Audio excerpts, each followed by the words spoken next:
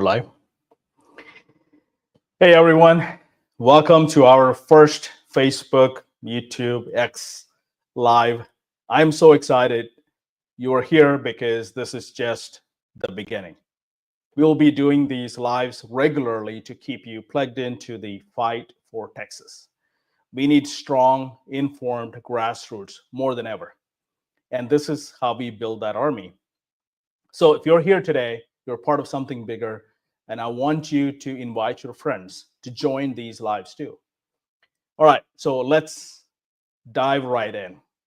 Texas GOP legislative priorities.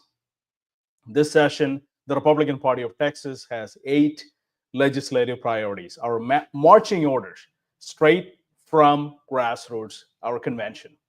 Let's run through them. First one is border enforcement. That's kind of being taken care of by President Trump. Secure Texas election. Number 3 is stop sexualizing Texas kids. Number 4 is no Democrat chairs. We got to come back and talk about that. Number 5 is ban taxpayer-funded lobbying. Number 6, secure electric grid. Number 7, Texas is not for sale. Number 8, end federal overreach. Now, here's the truth. Texas Senate, led by strong conservatives, is working hard and has already passed or is working on passing all of these priorities. The Texas House, well, they haven't passed a single one yet. Not one. And let's talk about banned Democrat chairs. The House will try to spin it and say they banned Democrat chairs. But folks, it's a deception.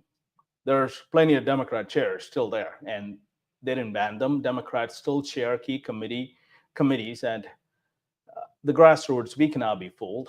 The House leadership failed us on this. That's just the truth. So I want to go into a couple of bills. Let's talk about real action happening now. SB 618 by Senator Kevin Sparks. This is critical.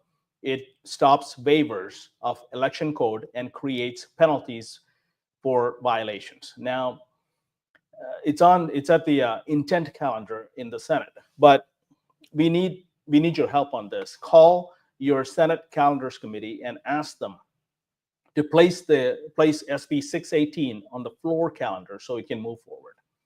Interesting thing on this bill is the original bill version did not have Secretary of State in it, and as one of the parties who cannot give waivers on the election law. Now it is amended and added SOS to it. And I agree. No one should be placing waivers on our election law. No other entity other than our legislators should be legislating election law. So we need this passed. No excuses. Another big one is SB 16 by Senator Brian Hughes. It requires proof of citizenship to register to vote. You would think that's a normal thing, but this bill passed Senate weeks ago, April 2nd to be exact. But the House haven't even assigned it to a committee yet. That is unacceptable. They're dragging their feet, and we see it. The grassroots see it, and the party see it.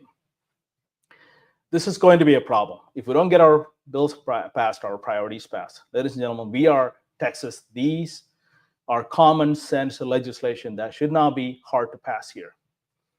Here, I'll give you a couple of more critical bills. SB 985 by Senator Paul Betancourt passed the Senate, helps combine precincts to stop countywide voting and support election integrity. Now, it's sitting at the House Elections Committee chaired by Matt Shaheen.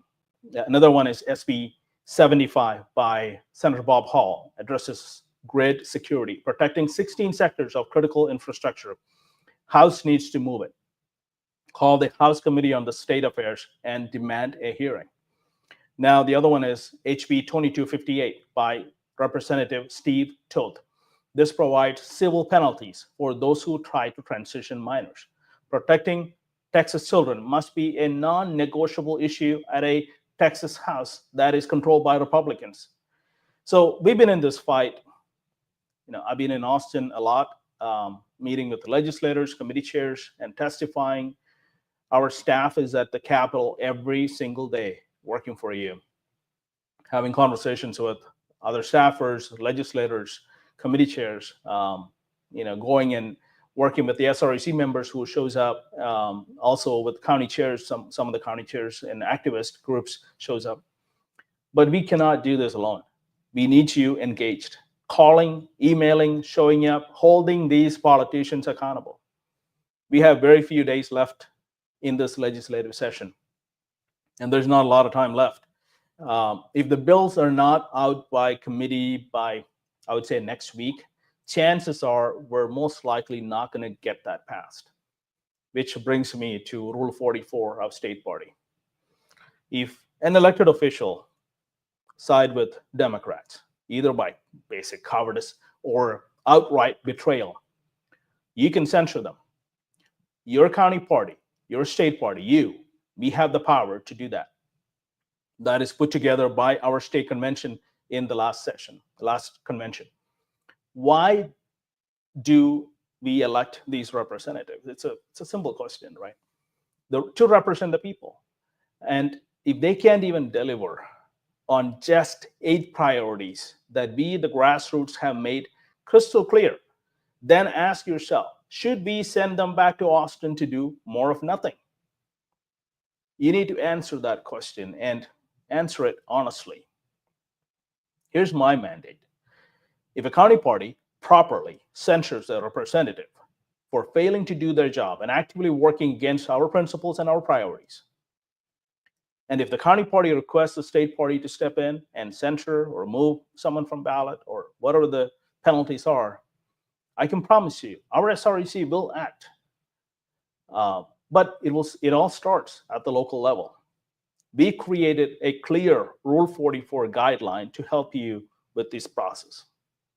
Every county chair and the SREC member already have a copy of this. If you need it, you can reach out to them or call our office directly, and we'll get it to you. Now, let me switch gears a little bit because this is so important. Local elections are happening right now across the state of Texas.